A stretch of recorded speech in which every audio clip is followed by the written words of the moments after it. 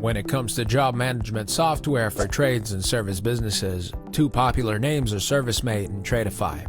Both aim to simplify quoting, scheduling, and invoicing, but they serve slightly different needs.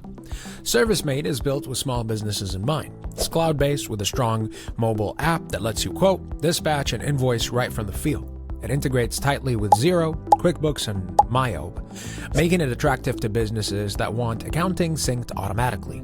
Users praise its sleek interface and automation features like reminders and online payments, though some say it feels restrictive once your team grows past 20 staff. Tradify is designed for scaling. It offers job tracking, timesheets, quoting, scheduling, but with a stronger focus on managing larger teams. Users highlight its reporting tools and the ability to track profitability across jobs. It also integrates with accounting platforms, but it's priced higher, and some reviews mention that the mobile experience isn't quite as polished as ServiceM8's. So which one wins? If you're a small trade business that needs an easy mobile-first tool, ServiceM8 is the go-to. It's lighter and it's faster. If you're growing and you need detailed reporting and team management, Tradify may be the better long-term investment.